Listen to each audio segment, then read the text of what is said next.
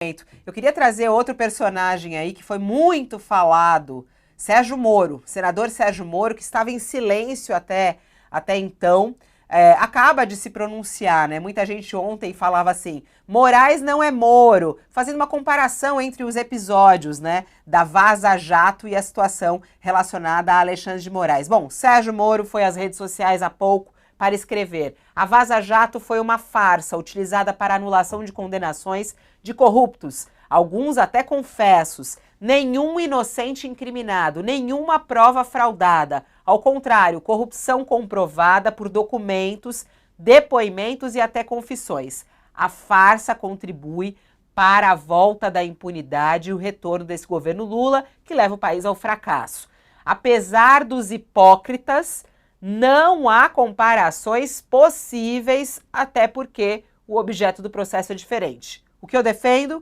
Eu defendo a eliminação dos excessos, como as penas exageradas dos manifestantes de 8 de janeiro. Vamos lá, Sakamoto, rapidamente, que a gente está com o tempo corrido aqui. Ele aí mesmo fala, eu não sou Moraes, como muitos colocaram ontem. Moraes não é Moro. Não existe realmente comparação. Como é que você analisa aí o posicionamento de Sérgio Moro tão citado nesses episódios? Não, é deliciosa, na verdade. O senador, juiz, tudo junto. O senador Sérgio Moro, ele esperou, lembra? Ele tinha sido consultado para falar sobre o caso. Ele falou: não li ainda, a matéria é muito longa. Aí ele leu, né?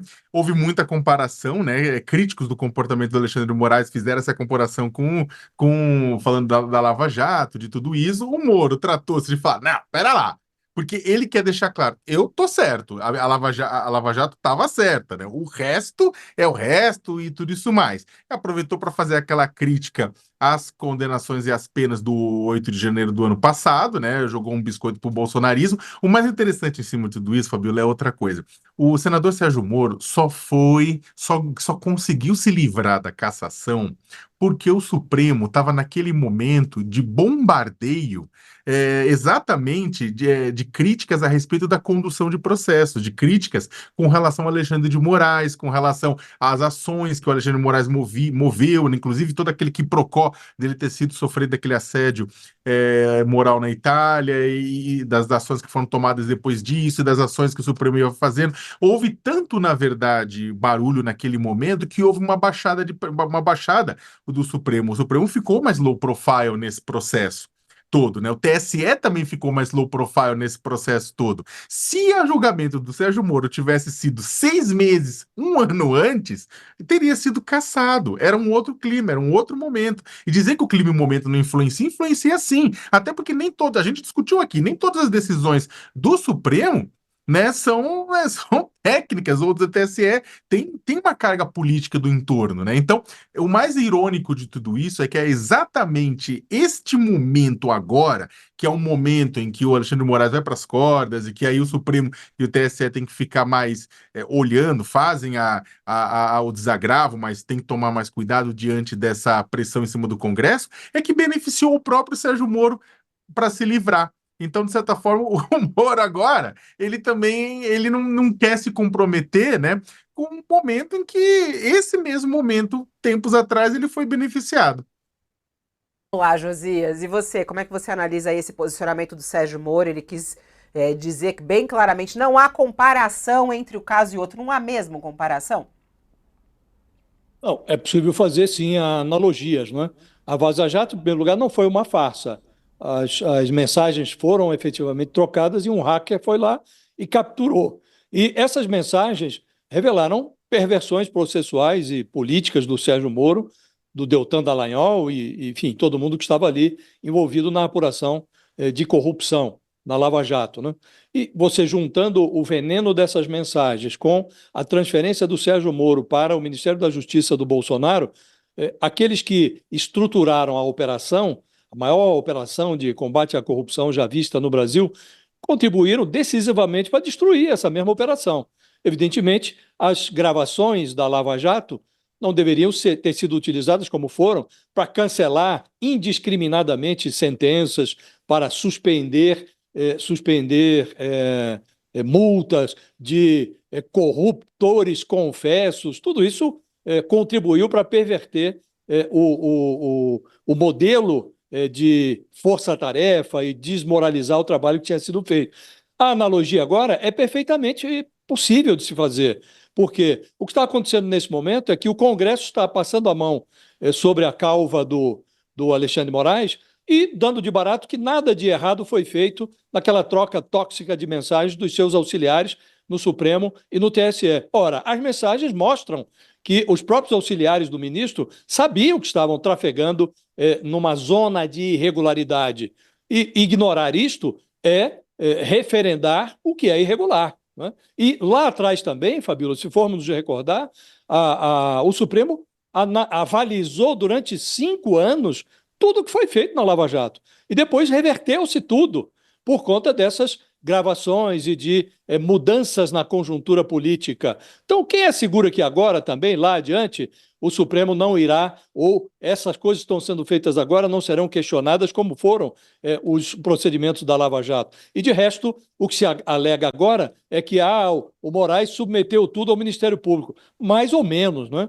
Ele mandava requisitar os dados no TSE, incorporava depois aos processos no Supremo, como se a origem do envio tivesse sido o TSE, na verdade eram informações encomendadas pelo Alexandre de Moraes, e depois se comunicava à Procuradoria. Então é mais grave até do que o que ocorreu durante a Lava Jato, que aqui o Ministério Público nem se envolveu, apenas tomou conhecimento. Então a analogia é perfeitamente possível, estamos falando de perversões da forma como se conduzem os processos e o Supremo deveria ter aprendido alguma coisa com o que aconteceu no passado recentíssimo, Fabiola.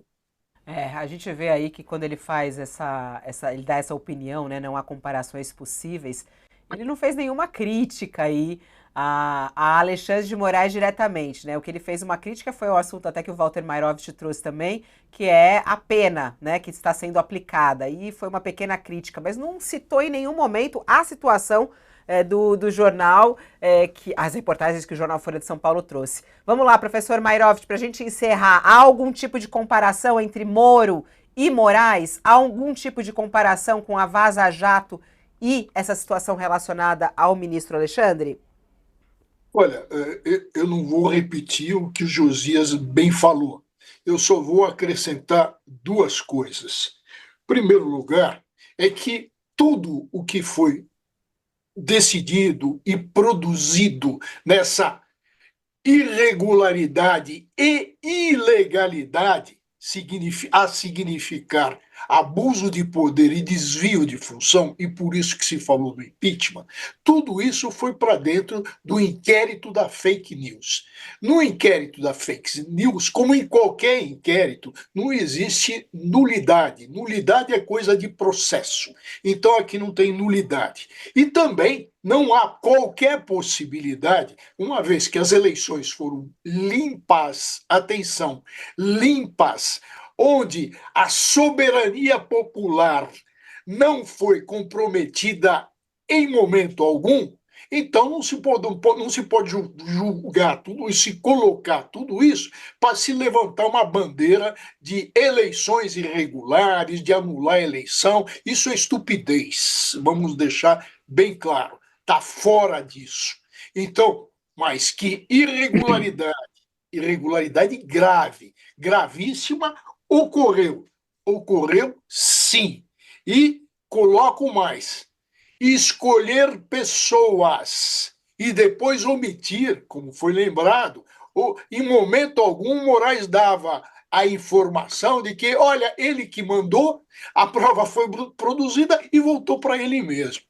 Olha, isso é coisa de tempo de Torquemada, isso é grave, é gravíssimo. Não se está aqui a discutir quem é que estava em jogo, se golpistas ou não, porque o que está em jogo é o Estado democrático de direito. Vivemos no Estado de leis, portanto devemos obedecê-las.